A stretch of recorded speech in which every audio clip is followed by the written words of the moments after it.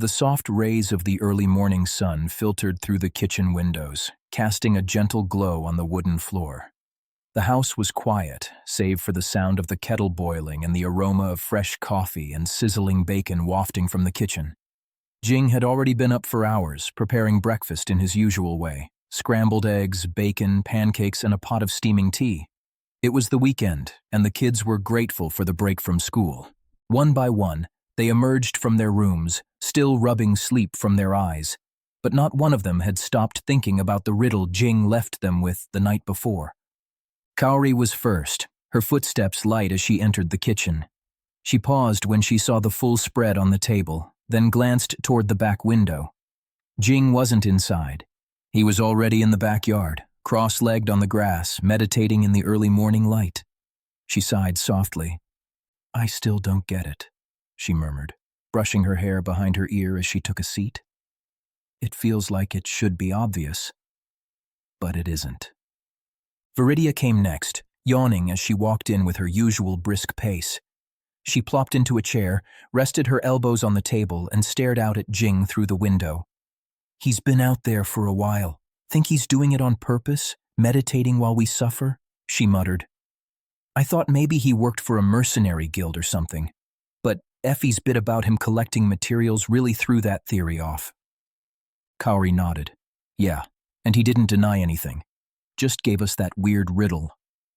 Sora appeared next, already dressed, though his hair was still sticking up. "I kept thinking it had to do with monster hunting or tracking, but that doesn't explain the security part," he said, grabbing a plate and frowning. "Seriously, what kind of job checks all those boxes?" Before anyone could reply, quiet footsteps signaled Valel's arrival. He moved slower than the others, his expression thoughtful and unreadable. He poured himself tea, took a seat near the end of the table, and didn't say anything at first. "Still thinking about the riddle?" Kaori asked gently. Valel nodded once, his voice low. "It wasn't meant to confuse us. It was meant to make us think about the kind of world he operates in. He didn't give us the answer because maybe he wants to know if we're ready to understand it." He took a small bite of pancake. "I don't think it's something simple." Viridia groaned. "So basically, we're all going to be stuck on this forever." Kaori smiled weakly. "Maybe if we meditate with him, the answer will come to us." Sora gave her a sideways look. "You first." Through the back door, Jing remained perfectly still in the garden, the early sunlight glinting off the light sheen of sweat on his forehead. He was the picture of calm, surrounded by rustling leaves and soft birdsong, an immovable presence while the storm of curiosity churned inside. Effi, already seated at the far end of the table, raised her mug. "Better eat before it gets cold. If you want answers from Jing, you'll have to out-stubborn him, and I wish you luck." The kids sat down with plates and thoughts full, the riddle still buzzing in their heads. Breakfast was quiet, contemplative, each of them still chasing meaning in the puzzle left unsolved, while Jing remained silent, calm, and just out of reach. After breakfast, as dishes were cleared and the sun rose higher, Effi pushed her chair back and stood, stretching with a slight groan. "All right," she said, clapping her hands lightly. "We're not going to sit around all morning stewing over one of Jing's mind-bending riddles." Kaori tilted her head. "Then what do we do?" "We get some fresh air, something fun. Maybe some sparring in the field or helping out in the garden. You all decide. Just no brooding indoors." At that moment, the back door slid open, and Jing stepped inside, towel around his neck, eyes alert but relaxed. "I need to stop by Effi's place," he said simply, walking past the table to pour himself a glass of water. "One of my gauntlets needs adjusting. Been putting it off." Viridia raised an eyebrow. "Is it broken or are you just being lazy?" Jing gave a half smile. Bit of both. The table was mostly cleared now, with Kaori humming softly as she rinsed dishes at the sink. Effi sat nearby, sipping her second cup of tea while flipping through a small notebook of errands. The morning had settled into that easy weekend rhythm, comfortable, slow. The moment the sound of the shower kicked on upstairs, Sora's eyes flicked toward the ceiling. Viridia caught the look and raised a brow. "You thinking what I'm thinking?" If what you're thinking involves tailing Jing, Sora whispered back with a smirk, then yes, exactly that. Kaori turned from the sink, her expression already disapproving. You're not serious. Dead serious, Sora said, already pushing back his chair. He's not going to just tell us, but if we follow him, maybe we'll see something. You guys are going to get caught, Valel said calmly, not even looking up from the book he'd brought to the table. And if you do, he'll never trust you again. We're not doing anything wrong, Viridia argued, tying up her ponytail. We just want to know. He's the one being mysterious. Kaori dried her hands with a towel, then walked over and sat beside Effi. I'm not getting involved. I wanted to spend today with Mom anyway. She glanced at Effi, who smiled gently but said nothing. Sora and Viridia shared a look, their plan silently confirmed. Valel sighed. You two are like children sneaking sweets from the kitchen. We're investigators, Sora corrected. Secret agents, Viridia added, mimicking holding binoculars. From upstairs, the water still ran. Jing, completely unaware of the scheme brewing beneath his roof. Effi took a sip of tea, watching the two of them head toward the hallway. If he catches you, she said without looking, don't expect me to heal your pride. We'll be ghosts, Sora whispered. Shadows, Viridia nodded. Kaori rolled her eyes. You'll be grounded. Worth it, they said in unison before disappearing up the stairs with the silence of two very excited, very untrained spies. By the time Jing left the house, the sun had fully crested the treetops, warming the paths that wound through the outskirts of town. He wore his usual travel gear, simple, practical, and well worn from use. His pace was relaxed, his posture easy. But he knew. Half a block behind him, two disguised shadows trailed him with the sort of subtlety only teenagers believed in. Viridia wore an oversized hoodie with the hood pulled low, her strawberry blonde ponytail tucked away and smudged charcoal under her eyes. Sora had found a baseball cap and sunglasses and walked with a forced casual slouch that only made him more suspicious looking. You sure this is working? Viridia muttered behind her scarf. No, Sora said. But we committed. What they didn't know was that the moment they stepped outside, Jing had already sensed them. Two distinct pulses of energy he was all too familiar with. One vibrant and tightly coiled, the other flickering with barely contained excitement. Sora and Viridia.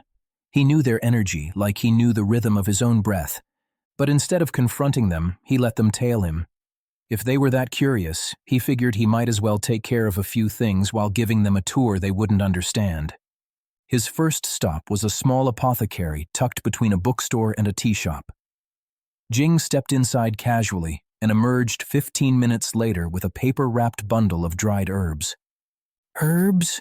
Viridia whispered. Is he sick? Maybe it's for potions or energy restoration, Sora guessed. That's not weird for someone who fights monsters. Jing didn't pause. His next destination was a blacksmith's workshop, its windows dark and soot-stained. He greeted the smith briefly, exchanged a few words, then retrieved a long, narrow package, metal glinting under the wrapping. Okay, this one's cooler, Sora admitted. A weapon? A tool? Still no clue what kind of job mixes medicine and metal, Viridia said. Is he a doctor warrior?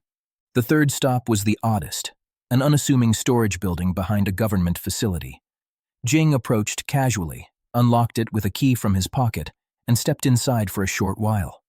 When he came out, he locked it again, glanced around once, and continued walking.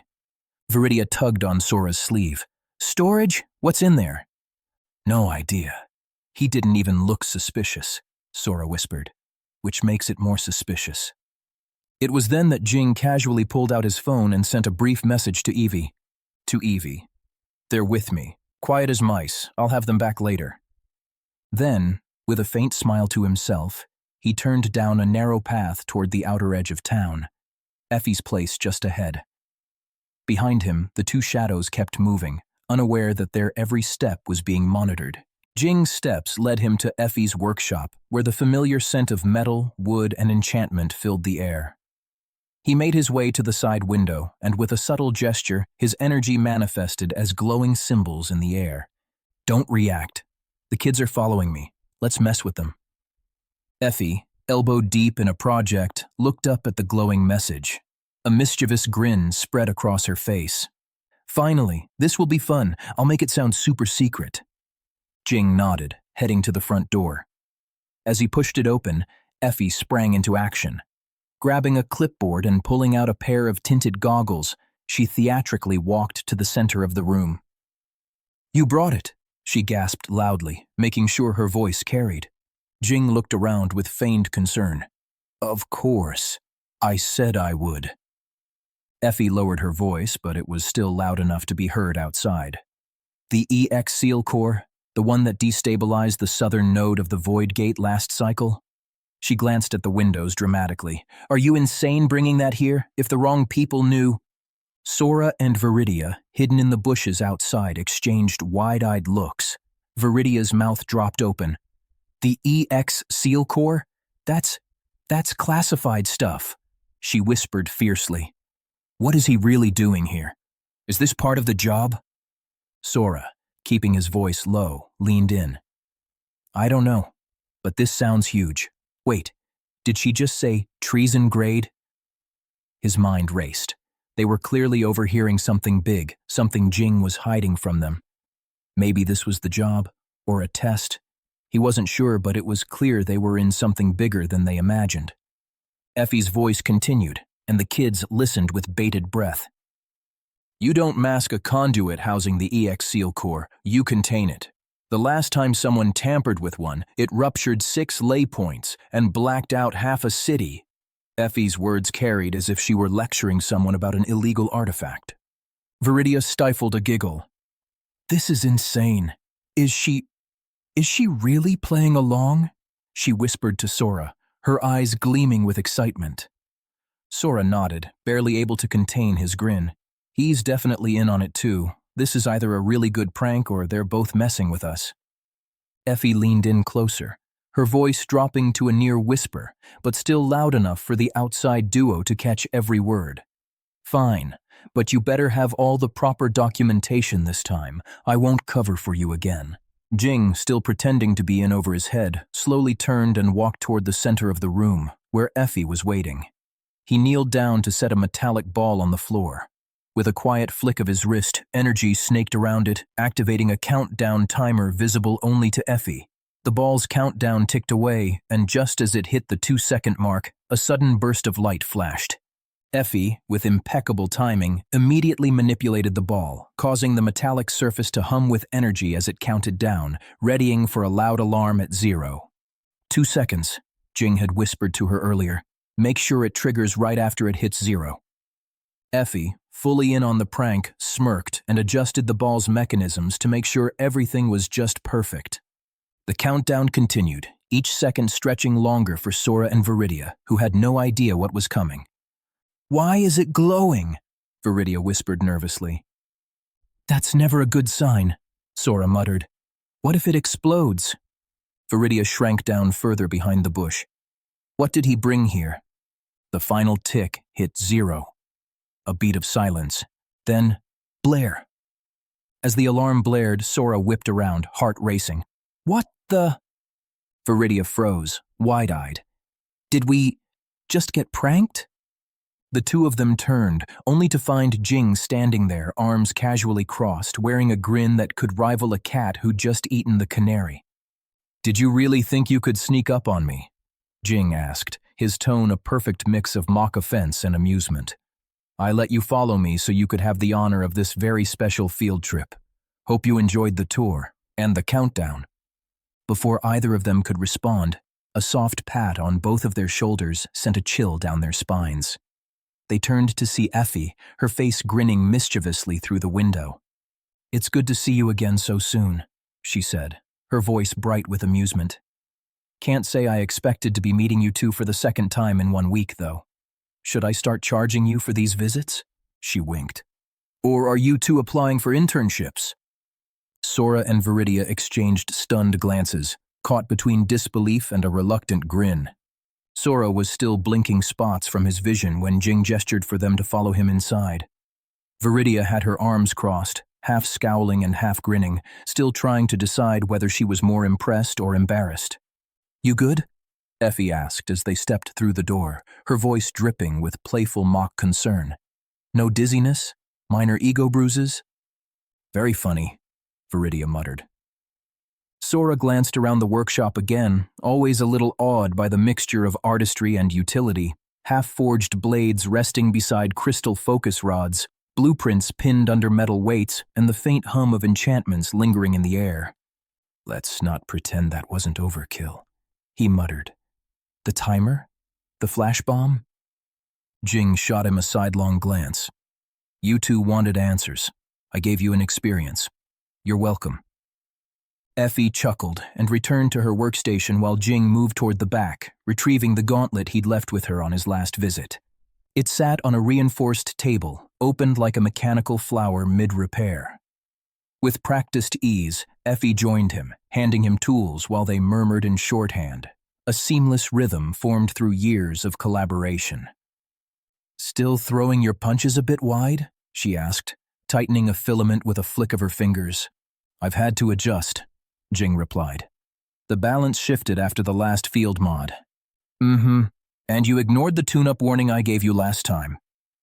Jing didn't answer. Effi grinned. Viridia and Sora watched from a safe distance, both suddenly aware of how little they understood. The air felt different now, less prank, more precision, like stepping into the middle of something old and practiced, something real. After a few more minutes, Jing reattached the gauntlet, flexed his hand, and nodded. "Better." Effi leaned back, satisfied. "Want me to calibrate the secondary channels next time?" "Maybe, depends how the next few weeks go." He turned to Sora and Viridia, the faintest trace of warmth in his voice. "You two coming, or planning to camp here?" They fell into step behind him as he made for the door, but before he opened it, he paused and looked over his shoulder. "You should come by tonight," he said to Effi. "Dinner's nothing fancy, but Evie's cooking." Effi raised an eyebrow. "Is that supposed to be a bribe?" "It's supposed to be a dinner invitation," Jing said dryly. "But call it what you want." There was a pause, then a small, sincere smile tugged at the corner of Effie's mouth. "All right. Just let her know I'm not doing dishes." Jing smirked and gestured casually towards Sora and Viridia. "No worries, that's why I have these two." Both teens groaned in unison. "Wait, what? How is that fair?" Sora protested. Viridia elbowed him. "You're the one who wanted to follow him, genius." "Technically, you followed him too." Effi laughed, tossing her goggles onto the workbench. "Oh yeah, this dinner's going to be fun." Jing just pushed open the door and stepped into the sunlight. "Let's go, Shadows. Time to get you home." The midday sun warmed the path as the three of them walked back through the outskirts of town. Sora and Viridia flanked Jing on either side, still recovering from the prank but clearly not ready to drop the subject. "So," Sora started, squinting up at Jing, "how long did you know we were following you?" Jing didn't even look at him. "From the moment you stepped outside." Viridia's jaw dropped. "Seriously? That early?" "You're not exactly subtle," Jing replied with a shrug. "Your energy signatures are loud, especially when you're trying not to be noticed. It's like watching two fireworks sneak around in the dark." Sora groaned. "Ugh, I knew the sunglasses were overkill." Viridia glared at him. "I told you the slouch made you look suspicious." Jing smirked. "You both looked like kids pretending to be spies, very determined ones. I'll give you credit for that." Viridia crossed her arms, grumbling. "And you just let us follow you?" "Well, I figured if you were going to trail me anyway, I might as well give you something to remember. And a prank with Effi is always worth the effort." Sora narrowed his eyes. "You mean the herbs, the blacksmith stop, that storage building? Was that all just to throw us off?" Jing gave a small, non-committal shrug. "Some of it was real. Some of it was just entertaining." Viridia raised a brow. "Define entertaining." Jing looked straight ahead, completely unapologetic. "Watching your faces outside the window? That was gold." Sora let out an exaggerated sigh. "We got played." Hard, Viridia agreed, but neither of them seemed mad. If anything, their expressions held the grudging admiration of apprentices caught in a master's web. The front door slammed open with a flourish. "I have returned, emotionally scarred and psychologically betrayed," Sora declared, arms wide as if delivering the climax of a stage play. "Deceived by trusted elders, mocked by machinery, and tricked by glowing balls of doom." Effi, already prepping vegetables at the kitchen counter, didn't even look up. "So, you had fun?" Sora faltered. "Well, yes, but it was betrayal with style." Viridia followed behind him, pulling off her hoodie and shaking her head. "He's been like this the whole way home." "I'm processing," Sora replied, flopping dramatically onto the couch. Kaori peeked in from the hallway. "You're not hurt, right?" "Just his pride," Viridia answered, smirking, "and maybe his sense of stealth." From behind them, Jing entered the house calmly and set a small pouch on the table. "Effi's joining us for dinner," he said simply, already heading to his room to change. Sora peeked over the back of the couch. "You know, I'm not saying I don't trust you anymore, but I am going to check my bed for traps tonight." Jing didn't miss a beat. "Smart." Kaori followed Sora into the living room, eyebrows raised. "What happened out there?" Sora collapsed onto the couch like a man returning from war. "We were deceived, Kaori, lured into a web of lies and theatrical betrayal. There was light, there was countdown, there were secrets." "He means we followed Jing," Viridia said as she kicked off her shoes and flopped into a floor cushion. "Badly." Kaori blinked. "You followed him?" "Trailed," Sora corrected, draping an arm over his face, "like whispers on the wind." Viridia didn't miss a beat. "He wore sunglasses and slouched like someone trying not to be grounded." Kaori covered her mouth to hide a laugh. "Did he know?" "Oh, he knew," Sora groaned. "He toyed with us." "Led us through 3 totally random places," Viridia said, now rummaging through a snack basket.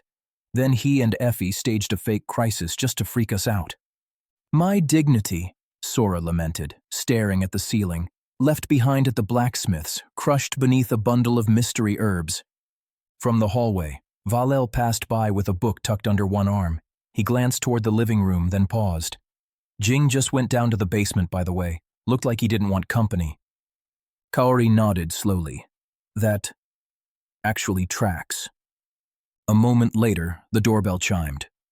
Kaori got up to answer it, finding Effi on the porch with her usual laid-back grin, a box tucked under one arm. "Hey," Effi said brightly. "I brought dessert, and a very reasonable amount of chaos." Kaori smiled, stepping aside. "Welcome back." Effi entered like she'd done it 100 times before. From the couch, Sora raised a hand weakly. "You haunt my dreams." Effi smirked. "Good. I brought pie." As Effi stepped inside, she was met with Evie's warm smile. "Effi, glad you could make it." Effi stepped forward to give her friend a quick hug. "I'm sure the kids will appreciate having you over again." Effi returned the hug, her grin softening. "Always a pleasure, Effi. And the pie's still warm, so I'm expecting compliments." "Of course," Effi said with a chuckle, stepping back. "Sora, Viridia, help Effi with the pie while I set the table." Sora immediately shot up from the couch, stretching dramatically. "Sure, if I must. I've been through a battle today." He cast a glance at Viridia. "I think the pie is the only thing that can save me now." Viridia rolled her eyes but grinned as she stood. "You just want an excuse to eat. We both know it." Effi laughed. "You kids are entertaining. Maybe I'll stick around just for this." As the kids worked together to set the table, there was a buzz of quiet conversation. Sora took a playful jab at Viridia, who easily dodged him with a laugh, while Kaori laid out the plates and utensils. Valel, ever the quiet observer, made sure everything was in order with minimal fuss. Effi walked over to the counter where she'd already started preparing drinks. "I'm glad things went well with your project, Effi. Jing mentioned you were working on something special." "Oh, it's nothing too complicated," Effi replied casually, though her eyes glimmered with a mischievous light. "Just a few upgrades for his gear. You know how it is. He can't help but bring me the most unusual requests." "I'm sure," Evie said, glancing toward the kids as they continued to set up the table. "But you know I'm glad you two are a good team." Effie smiled, crossing her arms. "Wouldn't have it any other way." Once the table was set and everyone gathered around, the dinner conversation flowed easily. The warm, familiar atmosphere was one that felt like home.